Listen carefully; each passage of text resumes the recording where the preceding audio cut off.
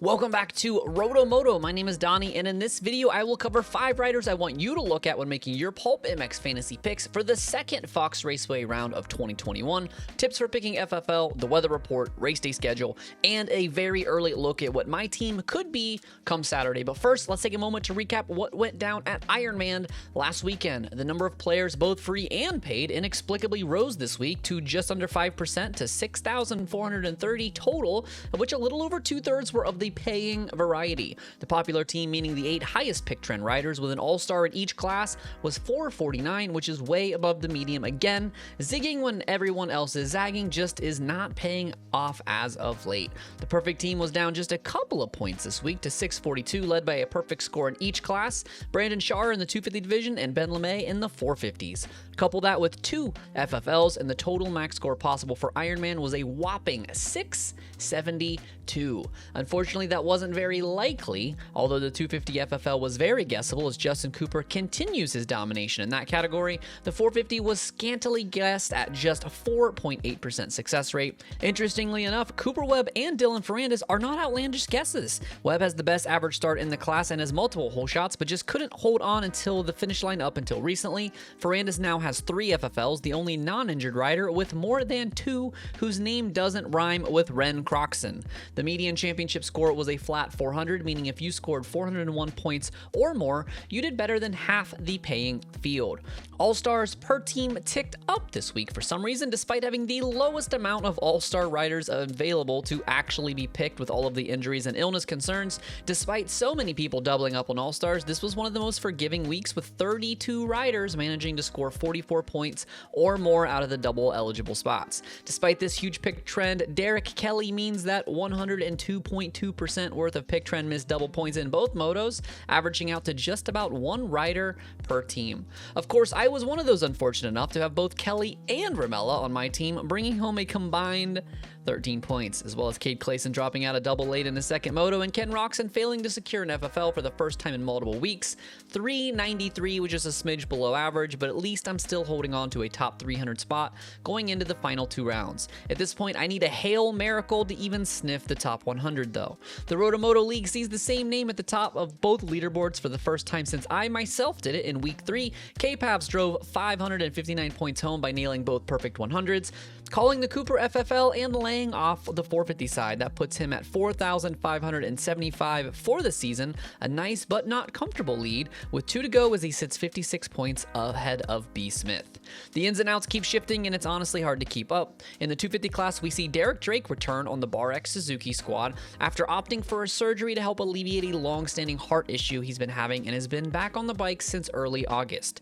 Jeremy Martin will sit for the remainder of the season, as well as his brother, after breaking his wrist battling for the lead in the first moto at Ironman. Jalek Swoll will miss at least 1 round after dislocating his shoulder during qualifying at Ironman. Styles Robertson will join his teammate on the sideline battling an unspecified illness, and Brandon Shaw will not return to compete in the 2 remaining rounds this season. Official reason listed is the pelvic injury he's been battling since Loretta Lynn's, but between you and me, I just don't think PulpMX could justify driving out west for a single rider who wasn't even on their pro rider payroll to begin with this season. One interesting thing to note this weekend, with Rockstar's 6-man roster whittled all the way down to just 1, they will be fielding a fill-in rider for the remaining 2 rounds, as privateer rookie Joshua Varese will be under the Rockstar Husqvarna tent this weekend. Joshua has been on a KTM up until now, so the switch shouldn't have too much of a hitch for one of the most surprising stories of the year. On the 450 side, we have a ton of returning riders and no new injuries to report.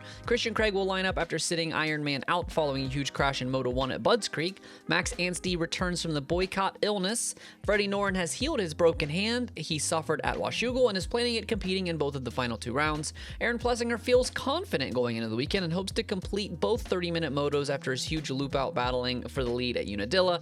And finally, Marvin Musquin is officially listed as, quote, to be determined, as he is just a few days removed from a positive test of the boycott illness as well.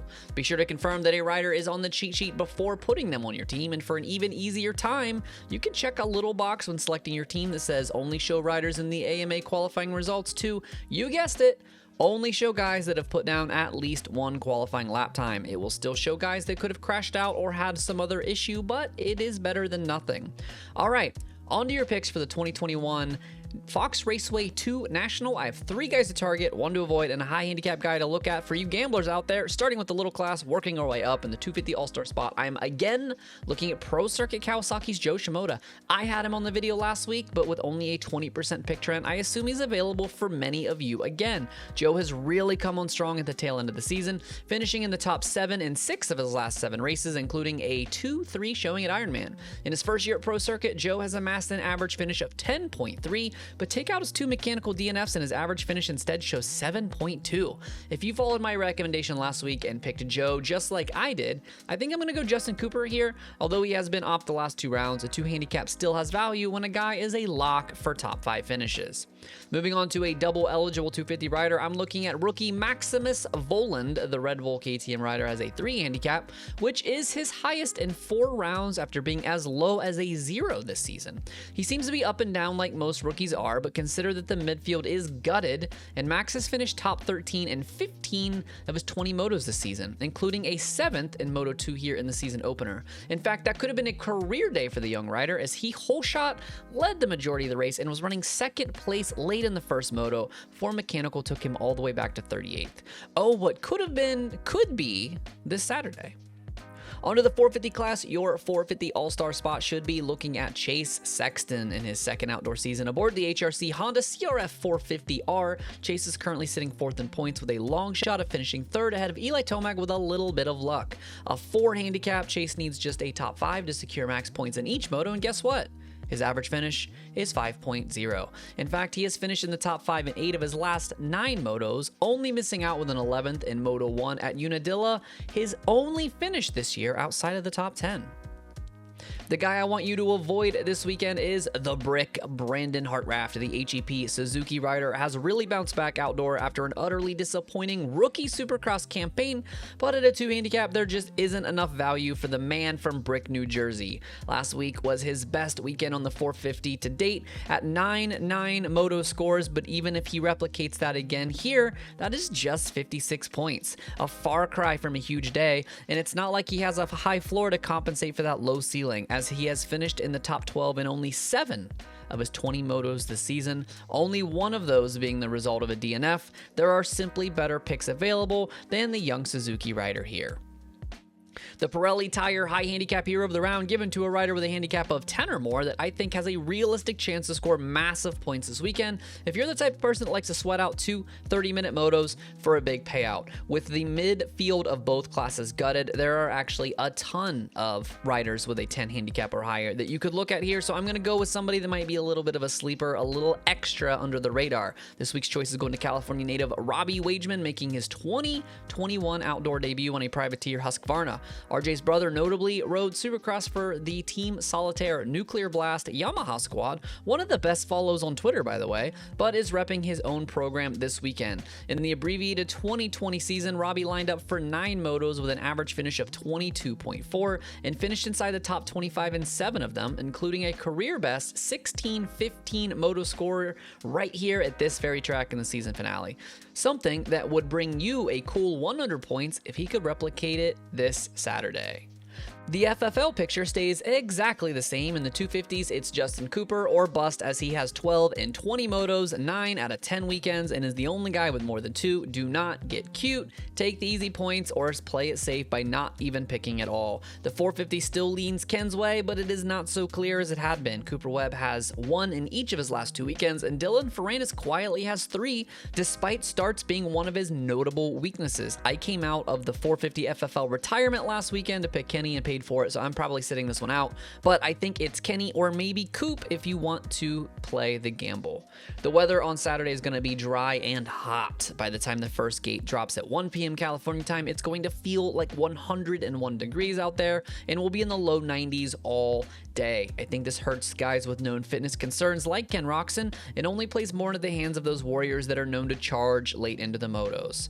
The schedule is another late one for the first time since the opener. Qualifying doesn't even begin begin until 1 p.m. on the East Coast, 10 a.m. for those local. Patreon supporters can expect the enhanced cheat sheet delivered to their phones at 2:30 Eastern, and the rest of you can expect the basic cheat sheet around 3 p.m. Eastern time or noon for the Pacific crowd. Motos kick off an hour later and will be live on both the Peacock app as well as Mav TV, but something will happen later, as for whatever reason there is apparently a single-hour delay for the second motos for those of you watching on cable, so you're gonna have to find something else to do between 6 and then come back at 7.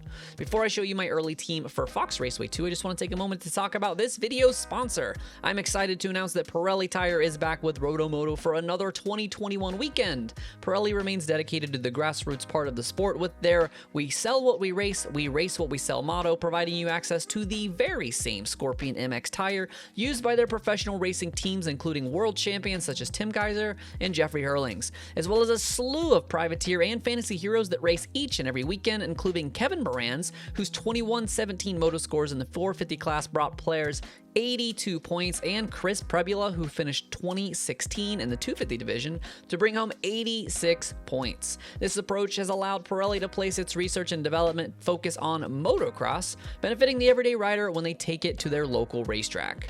My Thursday night team looks like this. Give me Justin Cooper as my all-star because I can't take Joe Shimoda, and I don't trust anyone else. Max Volan at a 3 handicap looking to redeem his big opening weekend. Levi Kitchen to finally put together 2 great motos and cash in on that 4 handicap, and 3D Racing Yamaha's Devin Simonson to capitalize on his 12 handicap. 450 side, I'm looking at Chase Sexton to continue stacking top 5s with an easy 4 handicap. Star Racing Yamaha's Christian Craig with a 0 handicap despite multiple top 5 finishes. Fast Freddie Noren returning to action with a lofty 9 handicap. And finally, Believe the Hype, number 800 Jace Kessler on that PulpMX Blue Crew machine at a big fat 14 handicap. Don't forget to follow at RotoXMoto on Twitter and Instagram for qualifying insights, injury updates, stats and banner as the race goes on, and of course those ever important fantasy cheat sheets. And if you want even more help making your picks, be sure to check out and subscribe to RotoMoto on Patreon for access to the enhanced cheat sheet chocked full of more data than you can imagine to help you make those huge point picks. More information for that is available in the description below. I want to give a shout out to the current Patreon supporters. This channel is made possible by good people like first-time subscriber Taylor M, as well as longtime supporters Cody D, Greg F, and Cora L. Thanks as always for watching RotoMoto. My name is Donnie, and I will see you on race day.